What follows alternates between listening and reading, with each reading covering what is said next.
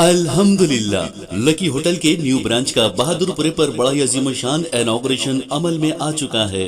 Barrister Ali जनाब असदुद्दीन साहब के दस्ते मुबारक से। जी हां, शहर हैदराबाद का जाना माना नाम लकी होटल, एक से बढ़कर एक शानदार डिशेस बिल्कुल रीजनेबल प्राइसेस पर। खाइए डिलीशियस चिकन बिरयानी सिर्फ 100 रुपए सिंगल, और बासमती राइस का बेहतरीन बगारा खाना और चिकन खौरमा पाइए सिर्फ 60 रुपए, और ताजा दम ईरानी चाय नोश फरमाइए। ढेर सारी वेराइटीज के फास्ट फूड डिशेस बिल्कुल रीजनेबल प्राइसेस पर। जी हाँ, lucky groups of hotel and lucky real estate proprietor जनाब सैयद ख्वाजा पाशा साहब।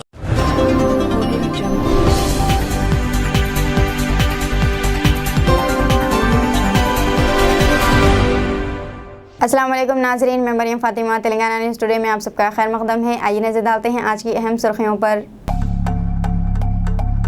इलेक्शन कमीशन में शफाफियत से काम करने वाले रिटर्निंग ऑफिसरों के तबादले, वजीर केटीआर की सख्त बरहमी, बीजेपी की चालाकियों से होशियार रहने आवाम को मशवरा।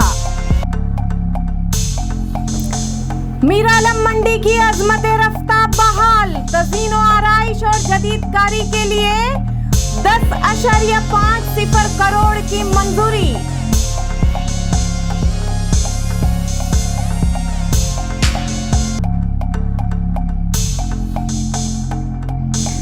जब तक है दम रहेंगे केसीआर के साथ हम, पार्टी बदलने के इल्जाम पर डिप्टी स्पीकर पद्मा राव की वजाहत।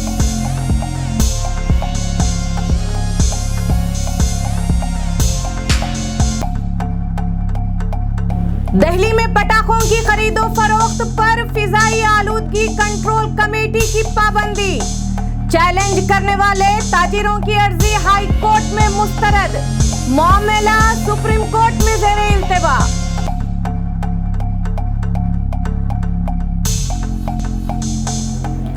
यूक्रेन और रूस की जंग जोरों पर, हिंदुस्तानियों को जल्द यूक्रेन छोड़ने हिंदुस्तानी सिफारत खाने के अहकामात।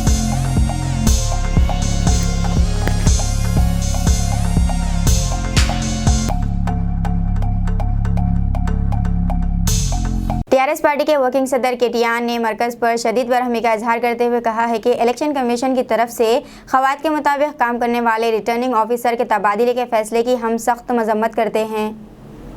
मरकजी इलेक्शन कमीशन बीजेपी की कौमी क़यादत में काम करेगा। इन्होंने बरहमी का इजहार करते हुए कहा है कि माजी में बीजेपी की शिकस्त नागुज़ीर है और इसी वजह से पार्टी इलेक्शन कमीशन के कामों में रुकावटें खड़ी कर रही है। केटीआर ने कहा है कि गुज़िश्ता रिटर्निंग ऑफिसर के तबादले के मामले में सेंट्रल इलेक्शन कमीशन का रवैया काबिल एतराज़ रहा।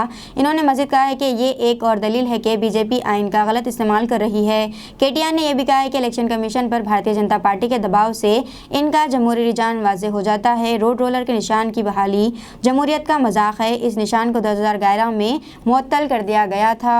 माजी में इनकी दरख्वास्त पर रोड रोलर का निशान हटा दिया गया और इस बार इलेक्शन में दोबारा रोड रोलर लाना इलेक्शन की रूह के मुनाफी है। ये बीजेपी की चालाकी है कि अपने नुमाइंदों के लिए मिलते जुलते निशानात का इंतखाब कर रही है ताकि अवाम को उलझा कर वोट हासिल कर सके। केटीआर ने अवाम से दरख्वास्त की कि वो बीजेपी के झांसे में ना आए और अपने वोट का सही इस्तेमाल करे।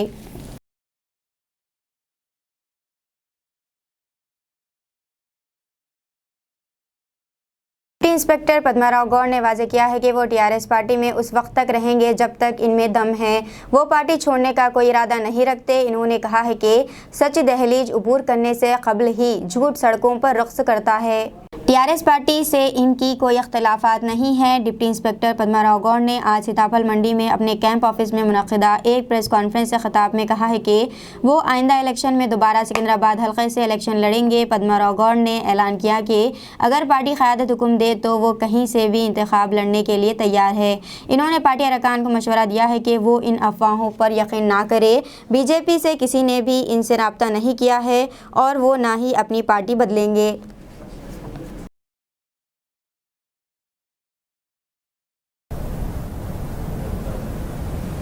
పనులని దాదాపు ఒక 1.5 ఇయర్లో కంప్లీట్ కావాలండి నా టార్గెట్. ఈ primary school, high school, junior college, degree college ఇవన్నీ కంప్లీట్ అయిపోవాలి. 1 to 1.5 year టార్గెట్ పెట్టుకున్నాం. ఆ టార్గెట్ లోపలే కంప్లీట్ అయిపోవాలి ఈ ప్రాజెక్ట్స్ అని. అంటే తొందర కన్సల్ట్ మంత్రులను పిలిపించేసి ఫౌండేషన్ స్టోన్స్ వేయించేసి ఇవన్నీ तेलंगाना में दिवाली की तातील की तारीख तब्दील, हुकूमत ने नए अहकाम जारी किए। तेलंगाना हुकूमत ने दिवाली त्यौहार की तातील की तारीख की तब्दीली की है। पहले से ऐलान करदा फहरिस्त के मुताबिक इस महीने की 25 तारीख मंगल को तातील दी गई थी, लेकिन हाल ही में उस छुट्टी को तब्दील करके 24 तारीख पीर कर दिया गया है। हुकूमत ने इस सिलसिले में अहकाम जारी किए हैं। मंगोड़ असेंबली हल्के का रिटर्निंग ऑफिसर तब्दील, मरकजी इलेक्शन कमीशन की कार्रवाई। मरकजी इलेक्शन कमीशन ने मंगोड़ ज़िमनी इंतखाब के नए रिटर्निंग ऑफिसर के ओहदे से जगन्नाथ को हटा दिया है। इनकी जगह मरियालगुड़े के RDO रोहित सिंह को जिम्मेदारी सौंप दी गई है। जगन्नाथ राव को ज़िमनी इंतखाब में रोड रोलर का निशान तब्दील करने पर ड्यूटी से हटा दिया गया। CEC ने रियासती इलेक्शन कमीशन को हिदायत दी है कि रोड रोलर का निशान शिव कुमार को वापस कर दिया जाए, जो मंगोड़ ज़िमनी इंतखाब में योगा तुलसी पार्टी से इलेक्शन लड़ रहे हैं। CEC के हुक्म पर शिव कुमार को दोबारा रोड रोलर निशान अलॉट करने वाले गजट को जारी करने का हुक्म दिया गया। चंदूर म्यूनसिपालिटी में बीजेपी के खिलाफ वॉल पोस्टर लगाए गए। अफराद ने तमाम म्यूनसिपालिटी में कायदीन के रवैये पर तनकीद करते हुए पोस्टर लगा दिए, जिनमें कहा गया था कि अगर बीजेपी ज़िमनी इंतखाबात में जीती है तो इन्हें 3000 रुपये पेंशन दी जाएगी। राजगोपाल को चैलेंज करते हुए सवाल किया कि कोई रियासत तेलंगाना में दी जा रही पेंशन से ज़्यादा है। बीजेपी के कौमी सदर JP नड्डा की वादा खिलाफी पर नामालूम अफराद ने चोटुप्पल मंडल के डंडू मलकापुरम में इनकी आर्जी खबर बनाकर एहतजाज जाहिर किया। 2016 में JP नड्डा ने मरकजी वजीर सेहत की हैसियत से मंगोड़ हलके का दौरा किया था। इस मौके पर इन्होंने डांडू मलकापुरम में fluoride research and mitigation centre कायम करने का वादा किया था। इसी साल रियासती हुकूमत ने एक तहकीकी मरकज़ के क़याम के लिए डांडू मलकापुरम में 8.2 एकड़ अराजी अलाट की थी। ताहम मरकज़ी हुकूमत ने इस यकीन दहानी के बावजूद एक पैसा भी नहीं दिया, चुनांचे वो जगह खाली ही रही। इस पर बरहमी का इजहार करने वाले कुछ लोगों ने इसी जगह JP नड्डा के लिए मकबरा बनवाया और अपना एहतजाज जाहिर किया।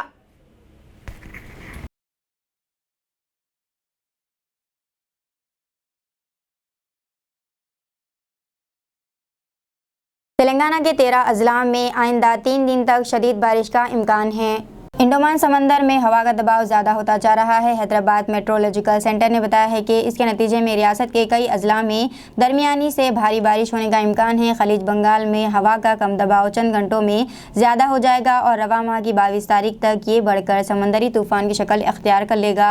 इसकी वजह से नलगुंडा, नागर कर्नूल, यादादरी, भोनगिर, मेदक, मेडचल, सिद्दीपेट, निज़ामाबाद, कामारेड्डी, सिरसल्ला, सूर्यापेट, महबूबनगर, हैदराबाद और रंगारेड्डी अजला में हल्की बारिश हो सकती है। दारकूमत दिल्ली में हुकूमत ने पटाखों के खरीदो फरोख्त पर पाबंदी लगा दी है। हुकूमत के अहकामात को चैलेंज करते हुए 2 ताजिरों ने दिल्ली हाई कोर्ट से रुजू किया। जस्टिस यशवंत वर्मा ने इनकी अर्जी को मुस्तरद कर दिया, जिसमें त्यौहार के मौसम ही में ग्रीन कुकर्स खरीदने और ज़ख़ीरा करने की इजाज़त मांगी गई थी। अदालत ने कहा है कि दिल्ली में पटाखों से मुताल्लिक़ मामला फ़िलहाल सुप्रीम कोर्ट में ज़ेर इल्तिवा है और इस वक्त इसकी तहक़ीक़ात मुनासिब नहीं है। अदालत ने कहा है कि दिवाली के दौरान पटाखों का इस्तेमाल आलूदगी का बाज़ बनता है। दिल्ली आलूदगी कंट्रोल कमेटी DPCC ने अगले साल 1 जनवरी तक दिल्ली शहर में हर किस्म के पटाखों की फ़रोख्त और इस्तेमाल पर पाबंदी आयद कर दी है। इसको चैलेंज करते हुए ग्रीन कुकर्स के ताजिरों ने गुज़िश्ता माह हाई कोर्ट से रुजू किया था। दरख्वास्त गुज़ार ने इल्ज़ाम लगाया कि DPCC का फ़ैसला मनमानी और गैर कानूनी है और इससे बहुत से लोगों की रोजी रोटी बुरी तरह मुतासिर होगी।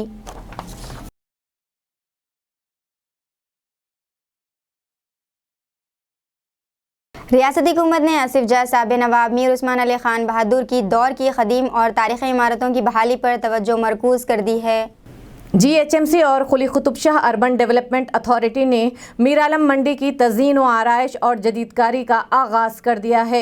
मीर आलम मंडी भी मुअज़्ज़म जाही मार्केट की तरह 200 साला क़दीम विरसा है। इस तहज़ीबी और सक़ाफ़ती विरसे को नुकसान पहुँचाए बगैर मुनासिब मरम्मत और जदीदकारी के काम करने का फ़ैसला किया गया है। इस काम के लिए 10.50 करोड़ की तखमीना लागत से टेंडर्स तलब किए गए थे।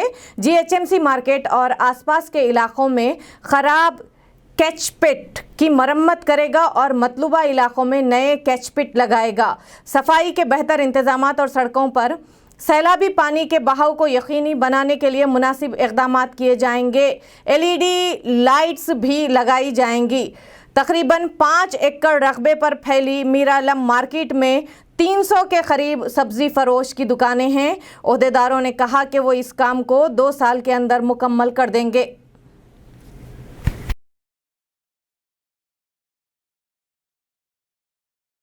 ईडी ने मजदीलाल ज्वेलर्स के 100 करोड़ रुपए कीमत के सोने और हीरे के जेवरात को जब्त किया और कंपनी के रिकॉर्ड्स को भी जब्त किया। एनफोर्समेंट डायरेक्टरेट ने मजदीलाल ज्वेलर्स पर धावा करके 100 करोड़ रुपए कीमत के सोने और हीरे के जेवरात जब्त किया। मजदीलाल ज्वेलर्स का इंतजामिया जाली बिल्स बनाने और बैंक लोन वापस न करने के इल्जामात का सामना कर रहा था। इस कंपनी पर मनी लॉन्ड्रिंग के भी इल्जामात हैं। ED, MBS group of companies और मजदीलाल ज्वेलर्स के आंध्र प्रदेश और तेलंगाना में मौजूद 20 मुकामात पर धावे किए। अहदेदारों ने बताया है कि ईडी ने मंगल को मनी लॉन्ड्रिंग और foreign exchange management act case के सिलसिले में ये धावे किए। ईडी ने नोटबंदी के दौरान भारी रकूम भी मुंतकिली भी की जा रही थी। कंपनी ने मटेरियल्स मंजिल ट्रेडर कॉरपोरेशन से ज़ायद 5% टैक्स दिए बगैर सोना लिया था, जिससे कॉरपोरेशन को नुकसान हुआ। 2014 में ईडी ने CBI की FIR पर एक मुकदमा दर्ज किया था। तेलंगाना पुलिस ने भी मजदीलाल ज्वेलर्स के खिलाफ जाली सेल रिकॉर्ड दिखाकर 500 और 1000 रुपये के पुराने नोटों के जरिए 111 करोड़ इकट्ठा करने के इल्ज़ाम में मुकदमा दर्ज किया। ईडी ने मजदीलाल ज्वेलर्स के अकाउंट बुक्स और कंपनी का सेल्स रिकॉर्ड भी जब्त किया है।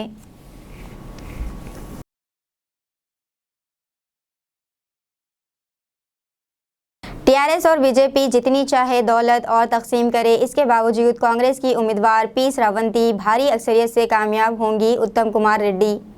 टीआरएस और बीजेपी अवाम से लूटी हुई दौलत मंगोल ज़िमनी इंतखाब में तकसीम करते हुए इंतखाब जीतने की कोशिश कर रही है। ये बात कांग्रेस के साबिक़ सदर और रुकन लोकसभा उत्तम कुमार रेड्डी ने मधु याशिकी गौड़ और नदीम जावेद के साथ एक प्रेस कॉन्फ्रेंस में खिताब करते हुए कही।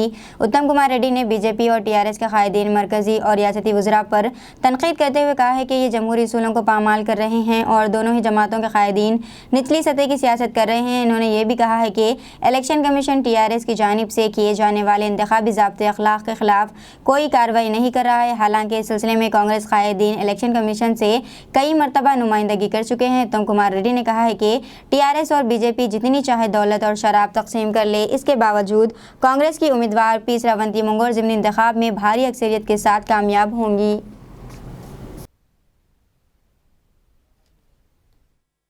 ఈ బీజేపీ టీఆర్ఎస్ వాళ్ళు దోపిడీ చేసుకుంటున్న సొమ్ముతో మనీ డిస్ట్రిబ్యూషన్ కానీ లిక్కర్ డిస్ట్రిబ్యూషన్ కానీ అసలు ఎవరు ఊహించని స్థాయికి చేరిపోయింది.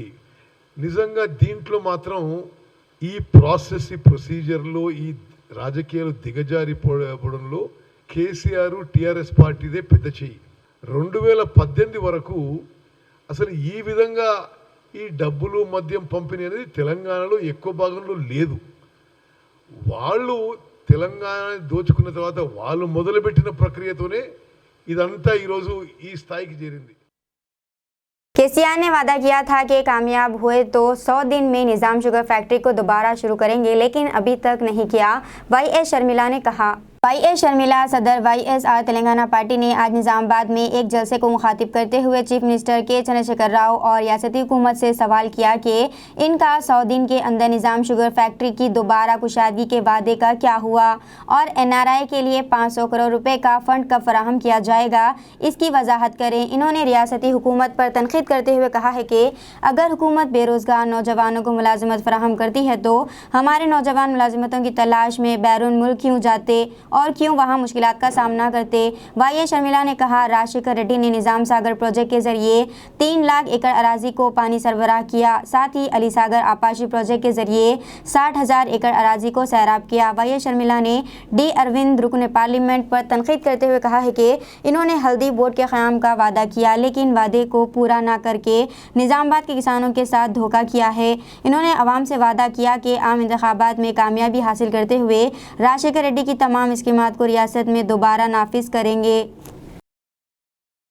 వచ్చాయంటే అది రాజశేఖర్ రెడ్డి గారి ఘనత కదా. అసలు నిజాం షుగర్ ఫ్యాక్టరీ కూడా రాజశేఖర్ రెడ్డి గారు తెరిపించాలని ఎంత ప్రయత్నం చేశాడు. 9 మందితో కమిటీ వేసి ఆ కమిటీని కూడా ఆమోదించి ఇక ఆఖరి నిమిషంలో ఇక తెరుద్దాము అని నిర్ణయం తీసుకున్నాక మన దురదృష్టం కొద్దీ రాజశేఖర్ రెడ్డి గారు వెళ్ళిపోయారు తప్పితే, లేకపోతే ఈ రోజు నిజాం షుగర్ ఫ్యాక్టరీలు అన్ని కూడా తెరుచుకునేవి, వేల మంది ఉద్యోగాలు వచ్చేవి, మళ్ళీ చెరుకు వ్యవసాయము పండగలా ఉండేది కదా. ఇప్పుడు పట్టించుకున్నారా నాయకులు? అసలు రాజశేఖర్ రెడ్డి గారు కదా పసుపు పరిశోధన కేంద్రాన్ని ఏర్పాటు చేసింది ఎవరు? రాజశేఖర్ రెడ్డి గారు. పసుపు శుద్ధి కేంద్రాలను ఏర్పాటు చేసింది ఎవరు? రాజశేఖర్ రెడ్డి గారు. ఇలా ఏది చేసినా 400 కిలోవాట్ సబ్ స్టేషన్ ఏర్పాటు చేసింది ఎవరు? రాజశేఖర్ రెడ్డి గారు. ఒకటి కాదు, రెండు కాదు, ఇలా చెప్పుకుంటూ పోతే నిజామాబాద్ జిల్లాకు ఎన్నో చేశాడు రాజశేఖర్ రెడ్డి గారు. कमिश्नर ऑफ कॉलेजिएट नवीन मित्तल ने मशवरा दिया है कि आज की नस्ल के तलबा ऐसे कोर्सेज में दिलचस्पी जाहिर कर रहे हैं जो डिग्री के साथ साथ मुलाजिमत और रोज़गार फ्राहम करते हैं। इन्होंने कहा है कि BBA रिटेलिंग कोर्स जिसमें डिग्री के साथ नौकरी भी मिलेगी। सिटी कॉलेज में नया कोर्स रवां तालीमी साल ही से मुतारिफ करवाया जा रहा है। नवीन मित्तल ने आज अपने दफ्तर में मुनक़िदा मीटिंग में ये बात कही। डिग्री में दाखिले के वक्त तलबा की दिलचस्पी को मद्देनज़र रखकर एक खुसूसी रिपोर्ट तैयार की गई है। इन्होंने कहा कि BBA रिटेलिंग कोर्सेज से मुतालिक रेज्यूम और क्रेडिट्स के मौज़ूआत पर मुतालियाती दस्तावेज़ात की जाँच की गई है। इसके बाद college education department, skill council of India और रिटेलर्स एसोसिएशन के साथ एक मुआहदे पर दस्तखत किए गए हैं। 3 साल डिग्री के साथ साथ तलबा को स्कॉलरशिप और इंटर्नशिप के मौक़े भी फराहम किए जा रहे हैं। कर्जदारों की हरासानी से परेशान होकर हैदराबाद में नौजवान ने सेल्फी वीडियो बनाकर खुदकुशी कर ली। हैदराबाद में एक नौजवान ने कर्जदारों की जानिब से रकम की वापसी के लिए दबाव डालने और हरासा करने पर सेल्फी वीडियो बनाकर खुदकुशी कर ली। 31 साल ऑटो ड्राइवर निज़ामुद्दीन ने अपनी जान देने से पहले सेल्फी वीडियो बनाया जिसमें इन्होंने कहा है कि वो कर्ज की वजह से काफ़ी परेशान हो चुके हैं। बजाज फाइनेंस और HDFC वाले और कर्जदार कर्ज की रकम की वापसी के लिए उनको परेशान कर रहे थे और घर तक पहुँच गए। कुलसुमपुरा पुलिस ने इस मामले में केस दर्ज करके तहक़ीक़ात शुरू कर दी है।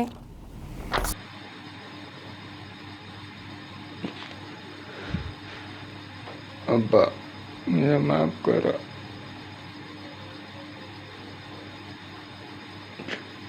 आफरीन माफ कर, खाला माफ कर मुझे, सब जने कितने समीर सबरीन सब जने माफ करो।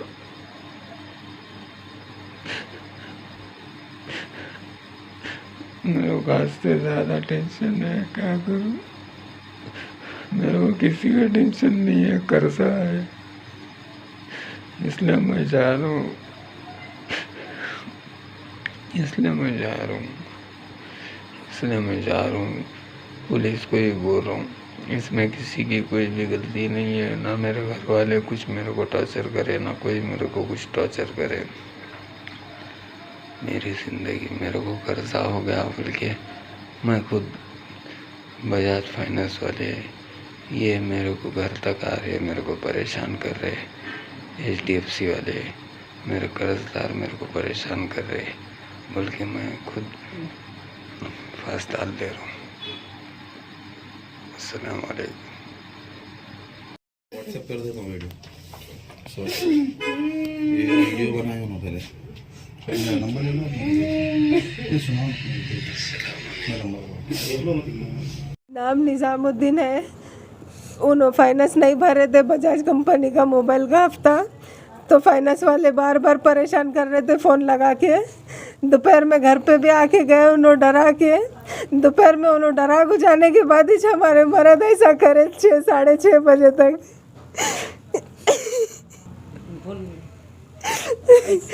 ऐसा करे तो कैसा बच्चों की जिंदगी है, छोटे छोटे बच्चे। उन 1 महीने 2 महीने हो गए लगता। 2 महीने का बजाज शोरूम में से लिए थे, अत्तापुर में से। तो EMI बनने का था, कितना बनना था EMI? 2 महीने का। 2 महीने का बनने का था। 2000 ने में ज़्यादा था। कितने का फोन था वो? मेरे को कुछ भी नहीं बोले, सब उनके दोस्त को एक दिला के दिए थे। घर में परेशानी चल रही, 6 महीने से घर में बैठ के थे उन्होंने। मेरे छोटे छोटे बच्चे हैं, ऐसे 2 बच्चे हैं, एक बेटा एक बेटी। बार बार फोन लगा के परेशान कर रहे थे उन्होंने। कौन आए थे घर पे आज बजाज वालों? मेरे को मालूम नहीं, बच्ची थी घर पे, मैं भी लोगों के घर में काम को जाती हूँ, कोई भी नहीं था घर में, बच्ची थी तो बच्ची के सामने बोल के गए, डरा के गए, पैसे दो बोल के। हमारे मर्द अंदर बैठे हुए थे, उन्होंने कुछ भी जवाब नहीं दिए। मैं उनको बोली थी घर तक कोई भी कर्जदारा नहीं आना, देखो जी बोले तो उन्होंने चुप बैठे, इन्हों आँखों ऐसा परेशान कर रहे, बार बार फोन लगा रहे बोल के हमारे मर्द कर लिए ऐसा। वीडियो भी बना के रखे उन्होंने, फाइनेंस वालों परेशान कर रहे बोल के, ऐसा करे बोल के। कहाँ करे? ये घर में करे? नहीं, दूसरे घर में करे। ऐसा नहीं करे आप लोग पे? कंप्लेंट करे, दवाखाने को लेके गए कुलसुमपुरा PS में। तो कितने का फोन था वो? कौन सा फोन था? नाम क्या था? मेरे को मालूम नहीं कुछ भी, उन्होंने दोस्त को पैसों की जरूरत है बोल के कार्ड पे दिला के दिए थे। क्या नाम है मेरे दोस्त का? मेरे को नहीं मालूम वो कुछ भी, मेरे को बोले खाली घर पे आके पैसे ला के दिए थे 2 महीने पहले कि ऐसा पैसे घर की तंगी चल रही बोल के दोस्त के दिला दिया, मैं हफ्ते भर तुम बोले, लेकिन काम कहीं भी नहीं लगा था उनको। ये लोग बार बार परेशान कर रहे फोन लगा के। कितने दिन से परेशान कर रहे थे वो? कौन थे आने से वालों का नाम कुछ भी नहीं मालूम, उनके फोन में सब है, उनके फोन में फोन आता था बार बार। क्या बोल रहे थे फोन पे वो लोग? फाइनेंस भरो नहीं तो उठाते बोल के बोल रहे थे, पेनल्टी लगा रहे। इससे पहले भी 2 दिन लेट हो गया, 900 रुपये एक बार कट करे, फिर 500 रुपये कट करे, एक्स्ट्रा पैसे चार्ज कर रहे बोल के बहुत टेंशन में आ गए थे लोग। क्या करते आपके हस्बैंड? क्या काम करते थे? ड्राइवर थे, गाड़ी चला रहे थे। 6 महीने से घर में थे, बेकार बैठे थे उन्होंने। बच्चे हमारे छोटे छोटे कर ले, बच्चे क्या तो कर लिए तो कौन दिन मल्ला ऐसा फांसी डाल लिए पैसे के वजह से। ऐसा फाइनेंस वाले बारे बारे तंग कर रहे थे, घर पे आ रहे थे तो इसलिए ऐसा कर लिए। उसके छोटे छोटे बच्चे, उन्हें घरों का काम करती, कैसा करेंगे? हमारे को इंसाफ चाहिए। कहाँ से लिए थे फाइनेंस? क्या लिए थे? बजाज कंपनी से फोन लिए थे, एक दोस्त को दिलाई, एक अपन लिए। वो लेके पैसे 2 महीने का भरने का है तो घर पे आ रहे थे सरीका वो लोग तंग करके। 2 आए 4 बजे, तो 4 बजे के बाद आके जरी देर में फांसी डाल लिए उन्होंने। वीडियो बना के भी रख दिए, ऐसा कर रहे, मेरे को टेंशन दिए बोल को कर लिया बोल के। क्या बोल रहे वीडियो में? ऐसा टेंशन दिए, खर्चे वाले बहुत, फाइनेंस वाले, मैं नहीं जी सकता, ऐसा तंग नहीं, इज्जत की बेइज्जती कर दिए मेरी बोल को बोल दिए। उसलिए 6:30 को कर लिए उन्होंने 5 बजे आ गए थे। 5 बजे उन्होंने जाते बच्ची को हाथ से बोल दिए, नहीं है बोलो पापा बोल के, तो उन्होंने बच्ची को बातें करके चले गए, छोटी बच्ची को। तो बच्ची आके बोली तो टेंशन में ऐसा कर लिए। ऐसा नहीं रहता ना, किसी का गरीब की जिंदगी खराब नहीं करना। छोटे छोटे बच्चे हैं, बच्चों का क्या होना, बच्चे नहीं जी सकते, नहीं रह सकती उसकी औरत, कहीं भी क्या भी कर सकते हैं।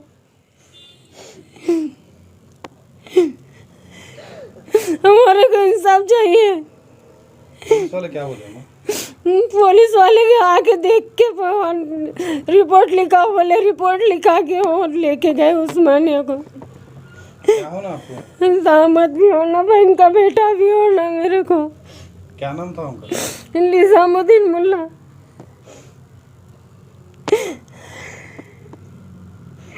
सबसे हम भी दरखास्त कर रहे हैं, हमारे को कुछ भी हुआ तो पुलिस स्टेशन में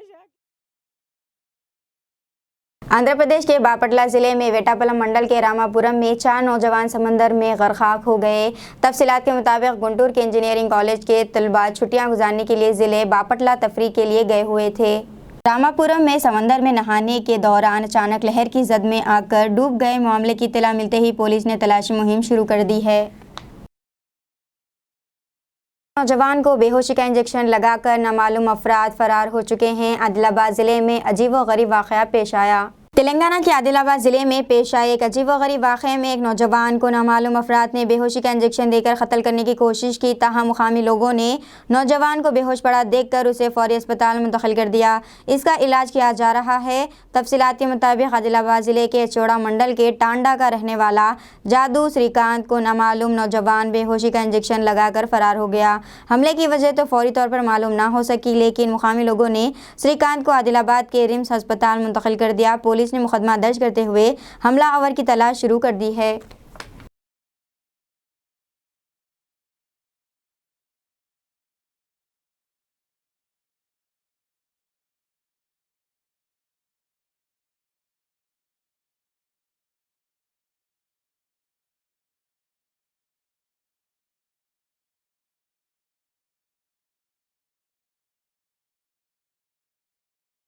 कोरटला पुलिस ने कथलापुर में लड़की की खुदकुशी के केस में 2 नौजवानों को गिरफ्तार कर लिया है। तेलंगाना की कोरटला पुलिस ने कथलापुर में एक नौजवान लड़की को खुदकुशी के लिए मजबूर करने के इल्जाम में 2 नौजवानों को गिरफ्तार कर लिया। कोरटला के सलगा इंस्पेक्टर राजशेखर राजू ने बताया है कि मुलजिमीन को गिरफ्तार करके आज Koratla police station press conference में पेश किया गया। सीआई राजशेखर राजू ने बताया है कि कथलापुर मंडल की एक 22 साल नौजवान लड़की ने इस माह की 12 तारीख को मोहब्बत में नाकाम होने पर खुदकुशी कर ली थी। रियल एस्टेट डेवलपर पारस पोरवाल की मुश्तबा हालत में मौत हो गई है। पुलिस के मुताबिक मकतूल पारस, जो पेशे से बिल्डर बताया जाता है, इसने आज सुबह 6 बजे शांति कमाल हाउसिंग सोसाइटी की 23वीं मंजिल से छलांग लगाकर खुदकुशी कर ली। पुलिस को 57 साला बिल्डर के घर से एक खुदकुशी नोट भी दस्तयाब हुआ, जिसमें लिखा था कि इसकी मौत का जिम्मेदार कोई नहीं है और ना ही तहक़ीक़ात की ज़रूरत है। मुकामी पुलिस ने नाश कब्जे में लेकर पोस्टमार्टम के लिए सिविल अस्पताल मुंतकिल कर दिया और ख़ुदकुशी के पीछे वजूहात की तहक़ीक़ात कर रही है। आज रुपए की कदर मज़ीद गिर चुकी है। ट्रेडिंग के दौरान इसमें 6 पैसे की कमी हुई और डॉलर के मुकाबले 83.06 पर ट्रेड हुआ। आज भी रुपया डॉलर के मुकाबले में मसाइल का शिकार है। आज रुपए की कदर में 60 पैसे की कमी हुई। इसी के साथ ही डॉलर की कदर 83 पर बरकरार रही। फॉरेक्स मार्केट में डॉलर की गैर मामूली मांग की वजह से रुपये की कदर में हलचल मच गई। काबिल ज़िक्र बात यह रही है कि हिंदुस्तानी करेंसी दुनिया की कई बड़ी करेंसियों से ज़्यादा गिर चुकी है। इस साल अब तक मुल्क की करेंसी की कदर में 11.75% कमी हुई है। 2013 के बाद ये पहला मौका है कि एक साल में इतना नुकसान हुआ है।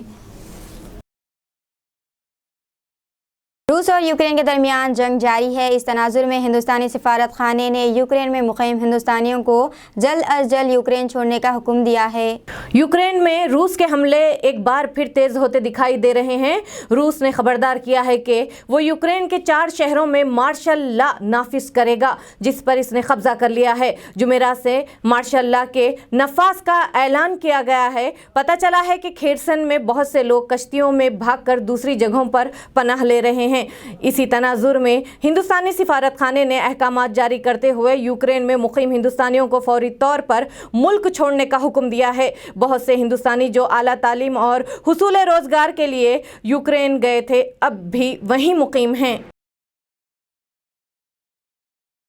दीजिए मरियम फातिमा को इजाज़त। मिलते हैं अगले न्यूज़ बुलेटिन में। देखते रहिए तेलंगाना न्यूज़ टुडे।